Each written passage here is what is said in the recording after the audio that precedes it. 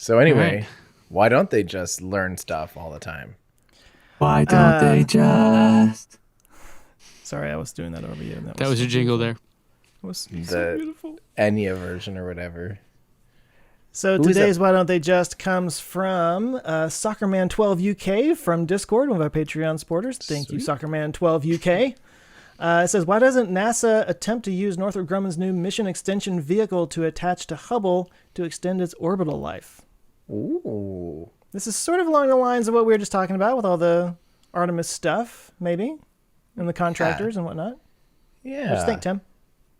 Well, I don't want to answer first. I want to hear Ben and you, Joe. But let's start with Ben. Let's go reverse order. Yeah, sounds like a plan. Wait, is Hubble not there anymore? What's going on? Did it have to get locked down too? Do we quarantine Hubble? No, Hubble's there, but Hubble has a lifespan. Eventually, its gyros and stuff like that will wear out and fade and no longer. Haven't we already leaving the- replaced that once or twice or something? There's Yep. been some maintenance on it, right? I remember there's it was been some like maintenance. someone got knocked out of focus originally, and then But that Things was when we had happen. a space shuttle capable of human servicing. We haven't had Right. a space shuttle since 2011, so the Hubble is just on its, it's whatever legs it's standing on is how many it's got left. So, yeah. yeah, I wonder if though, because we've got all these other telescopes that are going up, right? I wonder if maybe end of lifing it is the right move. So there have been a lot of space telescopes like Spitzer and the Planck Observatory. I believe that And- was in space. And James Webb, of course. Well, that's not up yet, though. Oh, yeah. But yeah. I think Hubble's the only one that's in the visible range. Am I right about that? I think so. I just Discord- assume if it's in space, you know about it, Tim. So I'm just Well, we're getting into planetary science and stuff and astronomy. Yeah, That's yeah. where we're getting at the end of my Venn diagram but yeah, I'm pretty sure it's one of the only full-blown optical ones that's not pointed at Earth. Like it's basically a spy satellite pointed the opposite direction. If that right. makes sense. Yeah. But yeah, it actually kind of passed its effective mission timeline a long time ago. Like it was not expected to be up there this long. I don't think. Is there Yeah. any way we could bring it back and not break it? No. Maybe someday with Starship, maybe. Potentially. Let's just say no. But Yeah, we'll see like about would it fit in a Falcon heavy fairing, and you could just like put it around it and like send it back down, catch No. it with a net or something? I don't know. Yes. There's No. been more Wile E. Coyote stuff in space flight. Come on, that's not that crazy of an idea.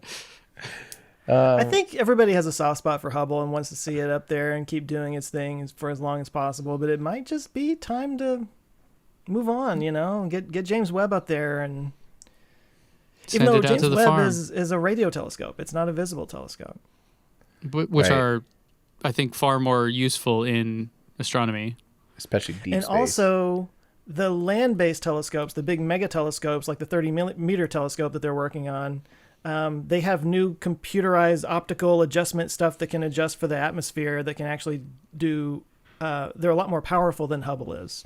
Hubble's big thing was that it was above the atmosphere, and so it was able to get past the distortion and everything. But now That was all cool way to- until Starlink. Duh.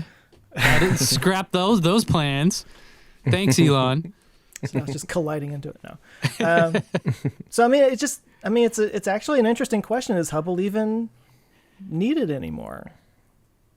I think that I don't question know. would be answered by, is it still providing valuable data? Like, is it still being booked up by scientists wanting to utilize its time? Is it still valuable in that aspect? And in that case, like, is it still, is it still desirable? Are people still booking time and like excited to use Hubble for scientific purposes? Then, I think it is obviously of scientific value. Yeah. So to answer the question about using like a mission extension vehicle, like what Northrop Grumman has developed, the hard thing for Hubble in particular would be it can't use just like an off the shelf mission extension vehicle, which requires basically grapples onto the engine bell, because there's not there's no propulsion engine like that on Hubble. Hubble station keeps using gyros that might have tiny bit of cold gas. Do you guys know, does Hubble have cold gas thrusters at all? I feel like it station keeps purely using gyroscopes. Yeah, I think it's just gyroscopes. And reaction wheels. And they keep losing the gyroscopes over And time. they keep losing reaction wheels. But I don't think it has cold. So docking to it wouldn't be a completely off the shelf solution. So, but maybe, maybe it is something where if it's cheap enough someday and we could send launch a ride share on a low Earth, like a Dragon capsule or something low Earth orbit mission that's similar and can, a Dragon, I don't know. Some mission, who knows, it might work out someday that for $5 million we could extend it for 5 years. I think that'd be a pretty big no-brainer. But what about we'll see, because there's a couple lasers? Different. What could we just hit it with the laser? Keep it going. Give it LASIK. Space Just LASIK. keep doing that to No. Okay, but there's Stephen Hawking had a thing a long time ago, right, about deploy something to go to Mars, and it's like this giant fan solar thing that comes out like a parachute, and you hit it with lasers from Earth to push it. Light propulsion. Right. Yeah. Now is Hubble in a geostationary orbit, or it's low Earth orbit. no? Okay. It's so low Earth then orbit. It's only then about I guess but anyways, I don't know. 500 There might be miles. other ways. I just like saying lasers. But there might be other ways to accomplish that same thing without having to send up something like that. I don't know. Right. I mean, I think potentially, especially as this technology proves out and becomes more and more common and more companies are utilizing mission extensions instead of relaunching satellites, I think in 3-4 years, Northrop Grumman could easily say, hey, NASA, by the way, we can keep that bird of yours going for very cheap. It might be a no-brainer. Mm-hmm. So I think it could. It might just, like I said, need a special grappler or some kind of different way to interface with the actual satellite. But that'd be really cool. Are you familiar with this MEV and like what it can do? I mean, I guess what I'm asking is like, could it like dock with it and just stay there and become like a propulsion module for the space station or the telescope and just move it wherever? Yep. Wherever That's it wants pretty to much what go? it does. But the only thing that I know is that one in particular right now interfaces purely through grabbing onto a large thruster and literally like holding onto the engine bell. And that's how it interfaces, because it's the thrust structure of the vehicle. It's designed to be moved around by that. But then again, Hubble was designed to be grappled onto by Canadarm or Canadarm or whatever. So it has some kind of interface. So potentially, who knows? Maybe they could make a docking unit that is that same exact interface. Go up, dock with it, and steer it. That'd be really cool. Now, do you guys know the story there behind Henrietta Leavitt in the algorithm and Edwin Hubble? I'm familiar, but I don't know if I could like recite. She was like the human computer. So Yeah, she was the one that created the algorithm essentially to determine how we know where we are in the cosmos. It was something about the lumosity of stars, and it was like in the standard candles. Is that what it was? It was in Harvard in whenever that was, like the 1800s or something. She was one of the women, and women in these days weren't really allowed to work in science. And so it was like they were all deaf. It was really strange.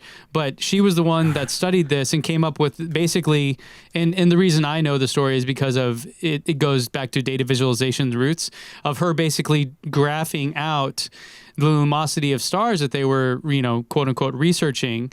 And then from there, that's how she determined how we, like an algorithm or something, a calculation to figure out where we live in the universe.